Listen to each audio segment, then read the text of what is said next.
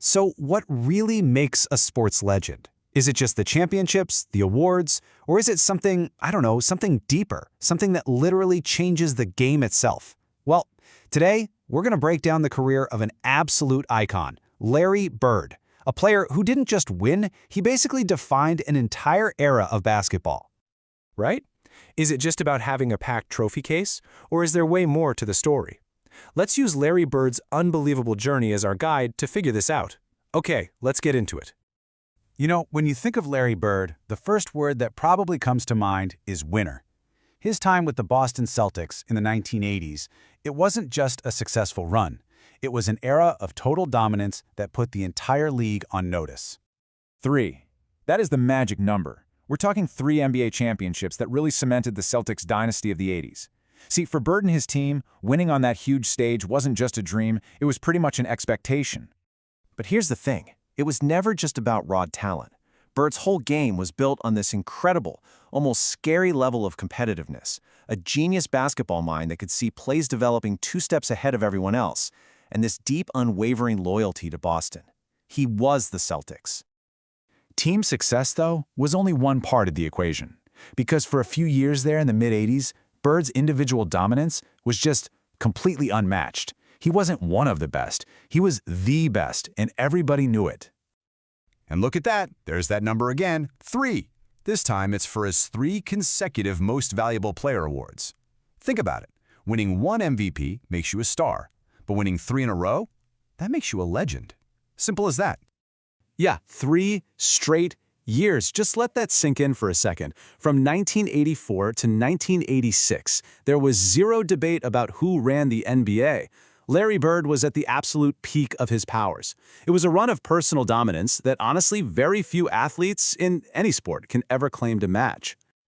But okay, beyond all the trophies and the awards, there was this pure artistry to his game. And right at the heart of that art was one of the smoothest, most automatic jump shots in the history of basketball. Now, to really get how good he was, you have to understand this benchmark, the 50-40-90 club. This is like the absolute gold standard for shooting efficiency. It's a statistical mountain that most of the greatest shooters ever don't even climb once. Larry Bird? He didn't just join that club. He practically built a house there. His shooting wasn't just pretty to watch. It was statistically, unbelievably close to perfect. It's just a testament to his incredible skill and all those hours he put in. And with that kind of skill came this legendary, unshakable confidence. The story is an all-timer. Before the All-Star three-point contest, Bird just casually walks into the locker room, looks around at all the other amazing shooters, and just asks, "So, who's coming in second?" And then he goes out and wins the whole thing without even taking off his warm-up jacket. That's Larry Legend for you. But look, you absolutely cannot tell the story of Larry Bird without talking about his great rival, because his legacy is forever, and I mean forever, tied to one of the most iconic duels sports has ever seen. Bird versus Magic, Celtics versus Lakers, East Coast versus West Coast. This was so much more than just a basketball game. It was a cultural phenomenon. This rivalry didn't just define a decade. A lot of people will tell you it saved the NBA, launching it from a league that was kind of struggling into the global powerhouse it is today. They were total opposites, and together, they were just perfect.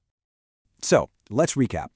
Championships, MVPs, legendary skill, a history-making rivalry. Bird's resume is already rock solid for the Hall of Fame. But there's one more thing, one totally unique accomplishment that puts him in a category all by himself. This right here. This is what separates Larry Bird from pretty much every other great player in NBA history. He did something that nobody else has ever done, not before him and not since. Player, coach, executive. He absolutely dominated at every single level of the game. He was the most valuable player on the court, he was the coach of the year from the sidelines, and he was the executive of the year from the front office. He didn't just play the game, he understood it from every single angle. A complete master of the craft. I mean, his legacy is just undeniable. He was inducted into the Hall of Fame twice, once for himself and again as a key part of that legendary 1992 Olympic Dream Team. And get this, he did it all while battling a chronic back injury that would have ended the careers of most other players. The man was just built different. Which really leaves us with this final question. When you stack it all up, his dominance as a player, his brilliance as a coach, and his sharp instincts as an executive, you just have to ask yourself, is Larry Bird the single most complete basketball mind the game has ever seen?